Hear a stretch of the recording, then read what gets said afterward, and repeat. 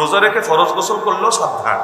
ওই সারা বছর গড়গড়া করেন, রোজার দিনও গড়গড়া শুরু করবেন, লাস্টে একদম সব গড়গড় হয়ে যাবে। সাবধান। ওই নাকে পানি দিতেও সাবধান, এত ভেতরে দিয়েন না যে একদম নরম জায়গায় পৌঁছাতে গিয়ে একদম ভেতরে পৌঁছে দিয়েছেন। রোজার দিনে ফরজ গোসল করতে চাইলেও কুলিও করতে হয় সাবধানে, নাকেও পানি দিতে হয় সাবধানে। রোজার দিনে সবই সাবধানে, কারণ কুলি করতে গিয়ে ভেতরে পানি চলে গেলে রোজা ভেঙে যায়। এই মাসালা মনে রাখবেন। কুলি করতে গিয়ে নিজের অজান্তে ভেতরে পানি চলে গেলে রোজা ভেঙে যায়। তবে আপনি রোজাদার এই কথা ভুলে গিয়ে পেট ভরে কাচ্চি বিরিয়ানি খেলেও রোজা ভাঙে না। দুইটা পার্থক্য আছে। এক হলো আপনি রোজাদার ভুলে গেছেন, আর এক হলো আপনি রোজাদার ভুলেন নাই, মনে আছে কিন্তু কাজটা অনিচ্ছায় হয়ে গেছে। অপরদিকে খাচ্ছেন, এটা অনিচ্ছায় না, ইচ্ছায় খাচ্ছেন। অনিচ্ছায় আবার খাই কেন? খাবার তো ইচ্ছাই হয়, অনিচ্ছায় খাওয়া যায় না। খেয়েছেন ইচ্ছা করে, কিন্তু রোজার কথা ভুলে গেছেন।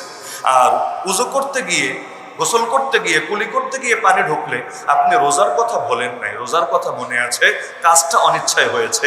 পার্থক্যটা খেয়াল করেন, 19 আর 20-এর পার্থক্য। এক জায়গায় রোজার কথা বলেছেন তবে কাজটা ইচ্ছায়, এটা মাফ।